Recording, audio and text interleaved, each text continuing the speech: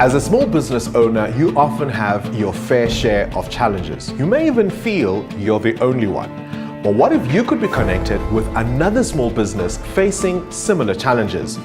Well, QuickBooks have done that with the Quick Round with QuickBooks Challenge. Two small business owners in the same room facing similar challenges, finding solutions and even giving each other advice. So let's find out what happened in today's Quick Round with QuickBooks Challenge. Hi, my name is Zama Gwebu. I'm co-founder of Personalize. What we do is that we customize your cell phone covers. Yes, right at the back of your cover, you can have your family, your business logo, or whatever that is that you want. We've just recently launched out and we're now personalizing everything from your stationery to your notepads to doing canvas printing. So we are now a fully fledged printing company, and that's what we do.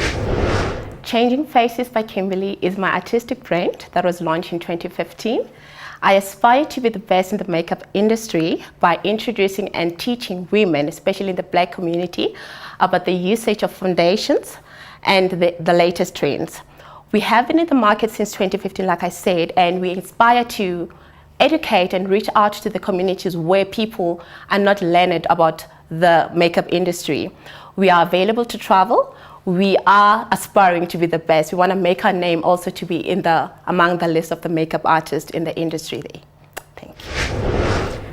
You know, I don't know about you, Kimberly, but the challenges that I constantly face in my businesses are because it's small and it's running online. It's cost and management accounting. I mean, at the end of the day, we want to be making money out of it. And I haven't been able to quantify the size of a business financially because I do not really know what my margins are, and I tend to spend when money comes in, when I haven't really paid all my expenses. I do not have high overheads because I'm online. So, but the cost of management problems with is what I constantly have, and a little bit of marketing as well. I don't know about you. I can so relate with you, Zama. You know, one of the challenges I've faced is that because I'm a makeup artist and my business is not automated, you know, so obviously, you know, when you have to give invoices to people, you're not even sure, because I end up finding that like you said, you're an online, you need to be making a profit.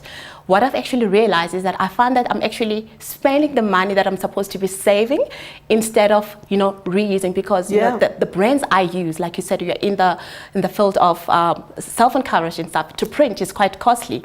And the brands that I use, because obviously you want to be a unique brand, you spend a lot of money in attending those brands, and you actually, when you check at the end of the month, that you know your profit is not really what you were anticipating. Balance, so it is quite a challenge. It is I can so relate with what you said, talking about in the day-to-day running of a business.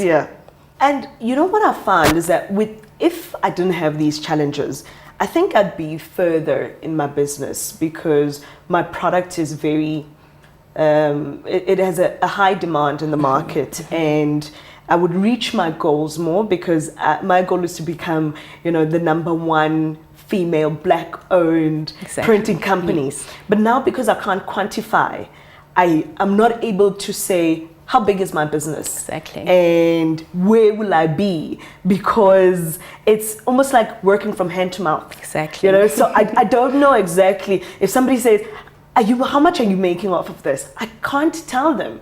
If I could find an opportunity right now, somebody who wants to sponsor me, it will take me so long to be able to put together my books, because I really do not know where it is. So without these challenges, really, I feel that I would be further in my business by knowing where am I, you know, and do future predictions, because now I can't, because I don't have, you know, the past history books and all of that. I don't know. Would that make a difference to you? Do you think your business would also be better? It would. Also, you know, what I realized that you just mentioned something about, you know, the books, you know, because you want to be, you know, jack of all trades. You are managing, you have to promote your business, you know. So I know that if I didn't have those challenges in terms of the promotion side, because most of the time I'm self-marketing myself, you know, it is a tedious process, because you have to be there, and sometimes you cannot just rely on word of mouth, you know. It's a constant issue of printing business cards, putting your name out there, and you don't want to be taken like one of those. You want to stand out. So I know that if I didn't have those challenges in terms of marketing and promoting my business, I would have established my company, because I know there's a place that I'm saying I want to open the shop there, so that if, be it walk-in customers, they know that they can reach me there. But now, because I'm always on the road, it's a bit of a challenge, So I can so relate with you, Zama, what you're saying, that you don't know how much is going in, or how much is okay. Well, you can see what's going in, but you won't be able to budget. Exactly, you don't have a budget, so there is no system that is actually monitoring, how much is coming in, and then at the end of the day, you end up being in a loss, So I can relate with you. Yeah. Zama, if I were to run your business for a month, I think one of the things I picked up from you is that you are saying that the challenge is facing with regards to the money that's coming out, the expenditure. So I think I would actually look into finding one of these newly grads, chartered accountants, somebody who's going to be running and managing your books for you. Obviously, they will not be steep because you're still a small business. And also, one of the things I picked up from you is that you are a black printing company, So there are people who are also in that field who've been there for some time. And I believe that if you ask for them, because I believe in mentorship, somebody to mentor you so that they can teach you what they did when they started, so that you can avoid those costly mistakes. Because I can imagine being in a printing industry, you don't want to be printing a whole bulk of whatever material you're printing, and then at the end of the day you don't get paid. So it is quite key, to get advice. They will tell you that before we print, this is how much we require upfront, So I think one of the things I picked up from you was that. And also to get mentorship, business mentorship, just basic business mentorship, Not just that is one faceted about the printing industry, just because you're a businesswoman, so that you get that knowledge, that, because there's a lot of things that there's new trends. So we need to keep abreast of those. Absolutely. So that's what I would do if I were to run your business for a month. Wow, I take that advice. I don't think about that, but I'm definitely going to do that. I think, in our language, they say, indlela ibuzwa kwabaphambili. That's true. So definitely I look at that. And you know what I picked up from you, that if I were to step in your shoes, I wouldn't think of opening premises. Okay. I'm running my business right now online, and I can tell you that if I could focus 100% in it, I would be doing this. I don't have overheads. Okay. So that's the one best thing. You don't want to have a shop, because you're going to have high overheads. Exactly. And right now, if you're doing well ever since 2015, don't look at opening a shop. Where I do my nails, the lady comes to my place to do my nails. So if I'm going to be contacting you next to do my makeup, I don't want, it's a tedious process to walk and go there. So I think I wouldn't be focusing on that, but focusing on what I have right now, and being an expert, that each and everybody who thinks of, oh, I've got a wedding, oh, call Kimberly. Exactly. Exactly. Call, because if you have premises, then you're going to have too much overhead. So hopefully you can look at that, but I definitely take your advice for getting a mentor. Zama, one of the costly mistakes I've made in my business was, I just remember a scenario. I had a client in Limpopo. I had to travel because I had actually communicated with a client that this is how much I charge, especially because it was a wedding. So one of the costly mistakes is that because I also wanted to put my name brand out there, I ended up making a loss, a complete loss, because they thought that I overcharged them, and considering the issue of transportation, the petrol was mine. The makeups are things I use. I don't use cheap brands, because you want to make a brand for yourself. Absolutely. And you don't want people to say, when they ask who did your makeup, it's a wedding. Obviously, people talk. I don't want Changing Faces by Kimberly to be a brand that is recognized like one of those brands. So one of the costly mistakes I made was that I end up having empathy, and I don't think that is needed in business. You end up undercharging clients because they explain their situation that, like I said, my target base is the black community, your normal people. They end up saying, I'm a low class earning individual. You end up undercharging them. And I end up making a feeling that people, they actually pry on your sympathy that so that is a very costly mistake I made. And also, like I said, not having my business not being automated, not having any way to find out, okay, these are my margins, this is how much I'm spending, Yes. this is how much I'm losing, you know. Sometimes you end up digging into your own personal savings just to fund the business, which of course it is understandable because it's still a new baby. But, you know, and also not having mentorship. You know, I believe that if I had mentorship, I would not make these costly mistakes because sometimes you want to be the Superman, you want to do everything yourself, you know. So I believe that is one of the costly mistakes I've made, you know, not having, you know, somebody to guide you properly in what you're doing.